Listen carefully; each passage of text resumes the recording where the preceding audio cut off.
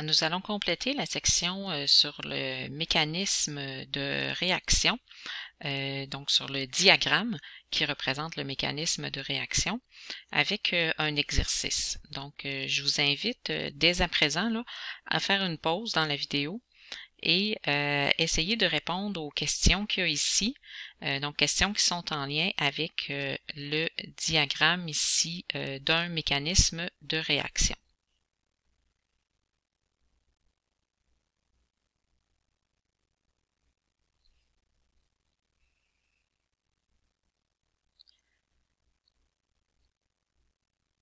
Donc, si vous avez fait une pause, on va regarder ensemble les réponses.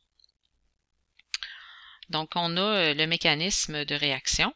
Donc, la première question, c'était d'indiquer il y a combien d'étapes dans ce mécanisme-là. Donc, pour compter les étapes, en fait, on regarde, si on veut, les vagues, on regarde j'ai combien de complexes activés.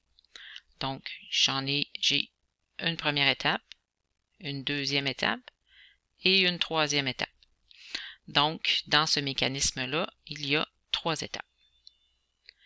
Deuxième question, on vous demandait chacune des étapes, est-ce qu'elle est endothermique ou exothermique et on vous demande de justifier.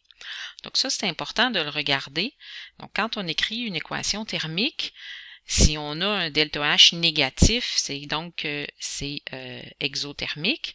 Si on a un ΔH positif, c'est endothermique et ça va paraître quand on va faire le diagramme.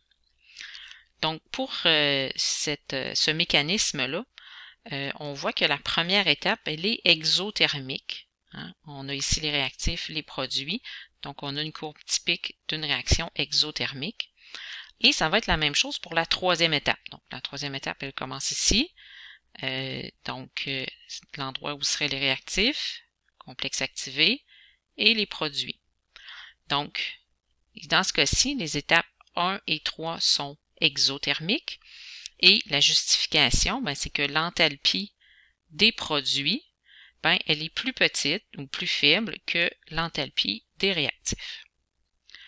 Là, vous comprenez que l'étape 2, elle est plutôt endothermique. Donc, on voit, il n'y a pas une très grande différence, mais on voit là que la courbe ici, les produits ont une plus grande enthalpie que les réactifs, là, ce qui est typique d'une courbe d'une réaction endothermique.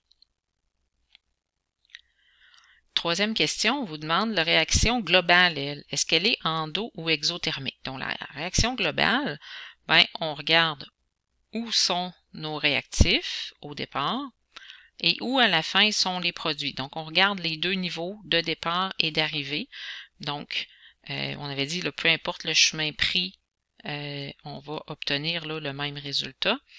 Donc, dans ce cas-ci, on a encore une fois une réaction exothermique, hein, parce que les produits ont une enthalpie plus petite que les réactifs.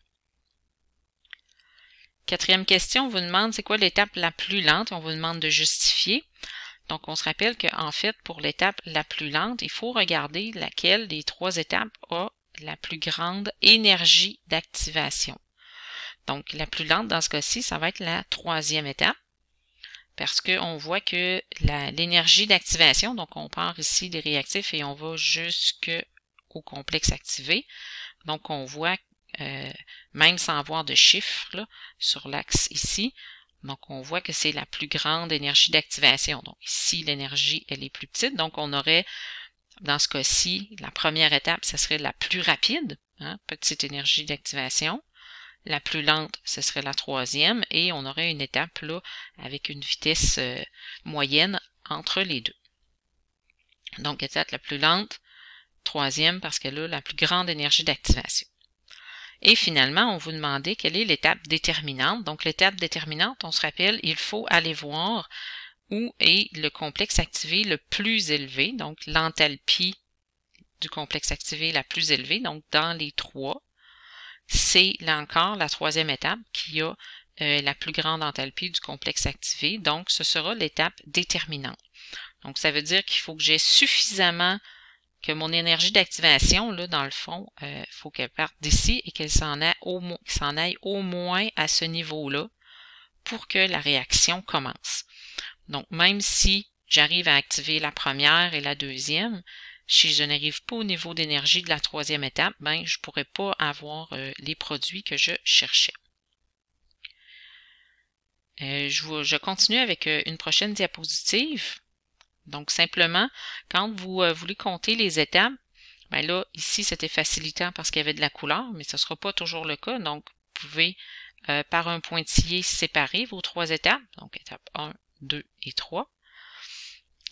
Donc, c'est également important d'être capable de placer les flèches pour chacune des 3 énergies d'activation et chacune des variations d'enthalpie. Donc, on se rappelle, énergie d'activation, on part de réactif et on met la flèche vers le complexe activé. Donc, énergie d'activation 1. Même chose ici, on part de réactif et on va jusqu'au sommet du complexe activé, énergie d'activation 2. Et on part encore une fois de la nouvelle position des réactifs jusqu'au 3e sommet, donc 3e énergie d'activation ici. Pour les variations d'enthalpie, on part des réactifs et on s'en va vers les produits. Donc, on veut savoir la différence entre les réactifs et les produits. Donc, dans ce cas-ci, on a un ΔH négatif, donc ΔH1, réaction exothermique. ΔH2, on voit que la flèche, elle n'est pas très grande, hein, mais réactif serait ici et les produits à peine un peu plus haut, donc ΔH2, légèrement positif. Et on aurait finalement le ΔH3, où on part ici, nouveau niveau des réactifs, vers les produits. Donc, dans ce cas-ci, négatif. Et on a finalement l'énergie d'activation globale ou totale, si vous aimez mieux.